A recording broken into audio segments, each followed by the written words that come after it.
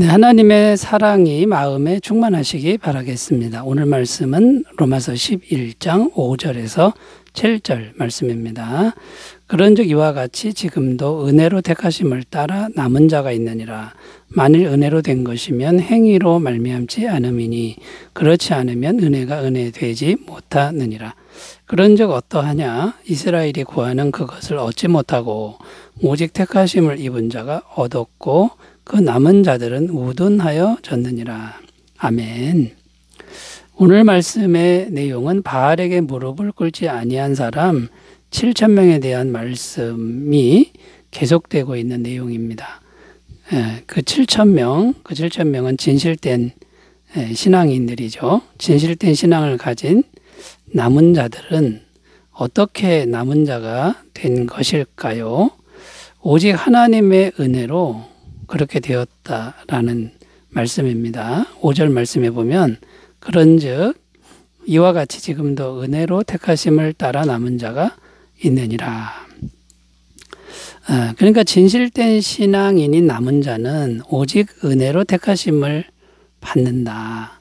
이런 내용인데, 그리고 진실된 신앙인인 남은 자들은 은혜로 되고 또 은혜만을 의지하고 은혜만을 감사한다라는 겁니다. 그래서 바꿔서 말하면 오직 하나님의 은혜만을 의지하는 사람이 곧 진실된 신앙인이다. 이렇게 말할 수 있고요. 그리고 그 사람들이 이 시대의 진정한 남은 자들이다.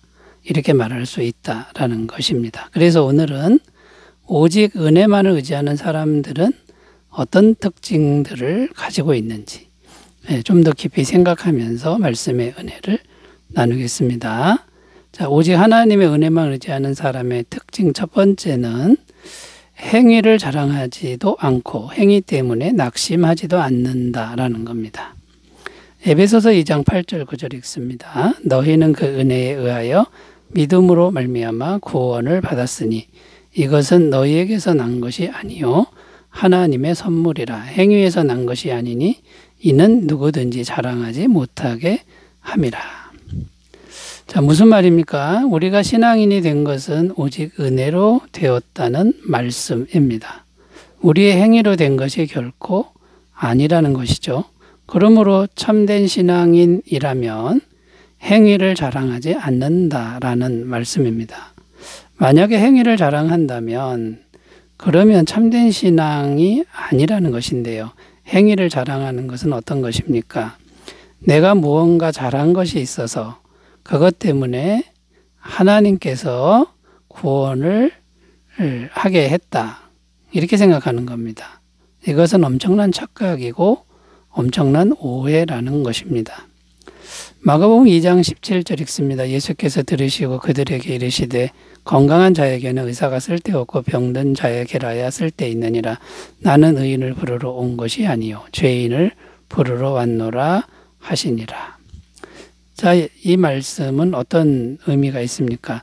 스스로 의인이라고 생각하면 예수님을 의지하지 않게 된다는 거고요. 예수님을 의지하지 않게 되면 구원을 받지 못한다라는 겁니다.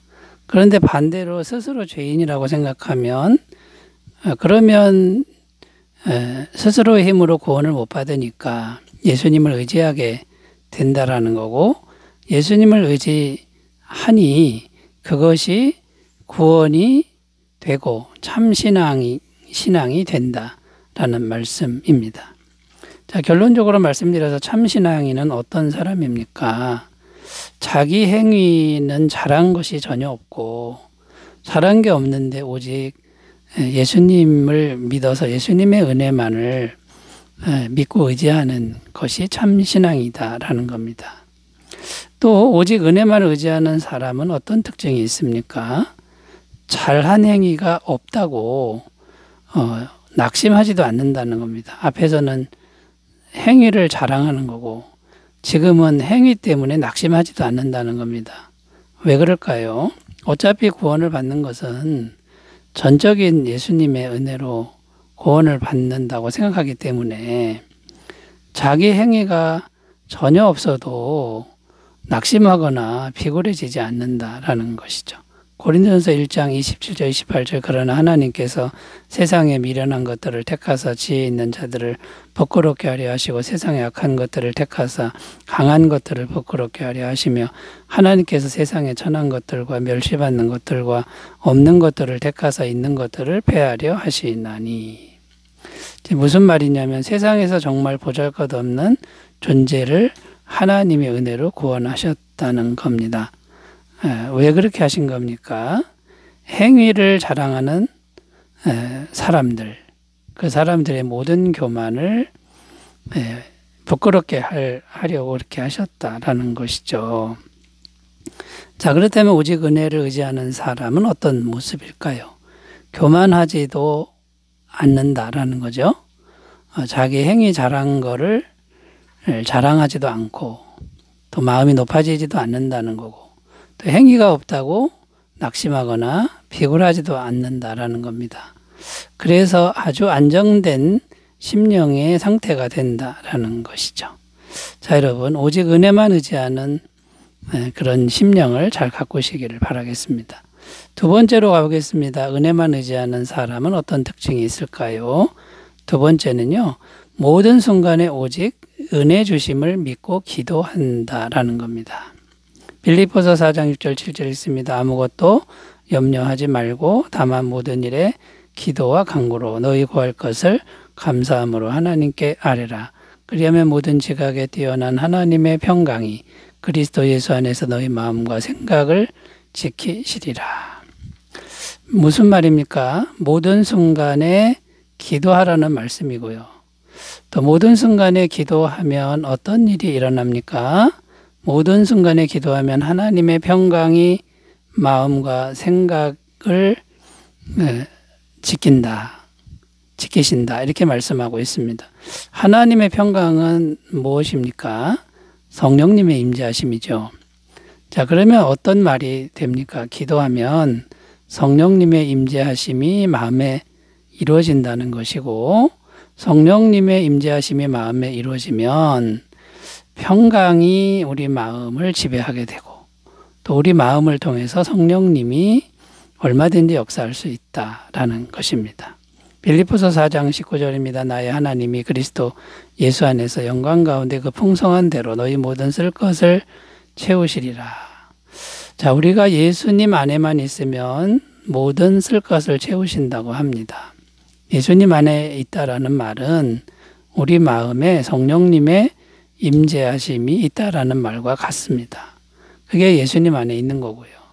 그러면 성령님이 필요한 모든 것을 채워주신다라는 것이죠. 사도행전 3장 6절 7절입니다. 베드로가 이르되 은과 금은 내게 없거니와 내게 있는 이것을 내게 주노니 나사렛 예수 그리스도의 이름으로 일어나 걸으라 하고 오른손을 잡아 일으키니 발과 발목이 곧 힘을 얻고. 여기 보면 베드로와 요한 안에 있는 성령님의 임재하심이 흘러나가서 나면서 안진뱅이 된 사람을 기적적인 능력으로 고치는 그런 말씀입니다. 자, 그러니까 여러분 은혜를 믿는 사람은 성령님의 은혜를 모든 순간에 믿고 기도하는 사람이고 그 성령님의 임재하심이 마음의 평강으로 임하고 그 다음에 그 사람을 통해서 엄청난 기적과 능력이 흘러나가는 그런 사람이다. 여러분 은혜만을 의지하는 심령을 잘 가꾸시기를 바라겠습니다. 세 번째로 가보겠습니다. 은혜만 의지하는 사람 어떤 특징이 있을까요? 세 번째는 말씀의 은혜를 믿고 그대로 마음에 받아들이는 사람이다 라는 겁니다. 오늘 말씀 7절을 읽겠습니다. 그런즉 어떠하냐 이스라엘이 구하는 그것을 얻지 못하고 오직 택하심을 입은 자가 얻었고 그 남은 자들은 우둔하여 졌느니라. 자, 무슨 말입니까? 이스라엘은 구원을 못 얻었고 이방인은 구원을 받았다는 말씀인데요.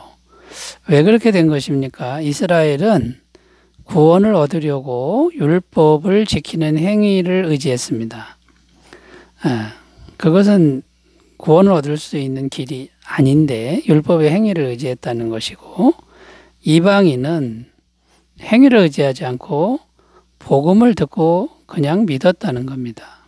로마서 3장 20절입니다. 그러므로 율법의 행위로 그의 앞에 의롭다 하심을 얻을 육체가 없나니 율법으로는 죄를 깨달음이니라. 자, 율법을 행위로 지키려고 하는 것은 불가능하고 죄만 깨닫게 된다, 이런 말씀이 되고요.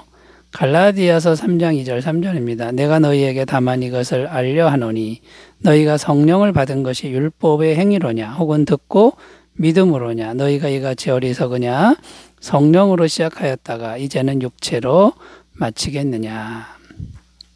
자, 이 말씀은 뭡니까? 성령을 받는 길이 나오는데 어떻게 성령을 받느냐? 말씀을 듣고 믿음으로 받아들이면 충분하다. 그러면 말씀을 그대로 받아들이는 그 믿음, 행위가 전혀 없어도 됩니다.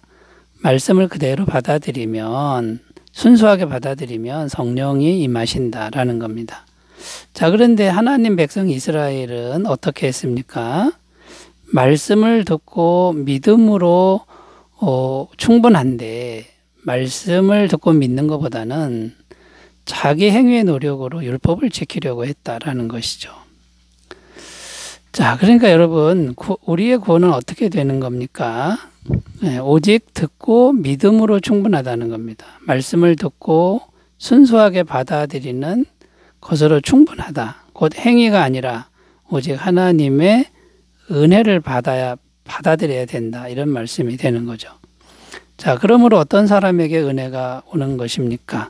복음의 말씀을 듣고 그 말씀을 그대로 마음에 순전하게 받아들이면 된다는 것입니다. 그러면 나머지는 성령님이 임하시고 성령님이 은혜로 다 해주신다는 것이죠.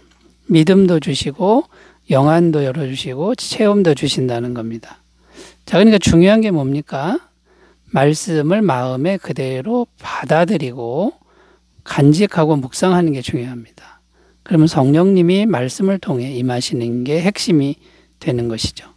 자, 그런데 자꾸 어리석게 말씀을 마음에 그대로 받아들이는 것보다는 말씀을 자기 힘으로 자꾸만 지키려고 하는 이런 노력은 헛된 노력이 된다라는 것이죠. 자, 그러므로 우리에게 필요한 것은 겸손한 마음입니다. 하나님의 말씀 앞에 겸손한 마음을 가지고 그 말씀을 그대로 마음에 받아들여서 그대로 믿고 순종하는 이런 기도를 잘 드리시기를 바라겠습니다. 기도합니다. 하나님 아버지, 우리 모두는 행위가 아니라 오직 은혜만 의지하는 심령들 되게 하여 주옵소서. 예수님의 이름으로 기도드립니다. 아멘. 기쁨이 충만하시기 바라겠습니다. 감사합니다.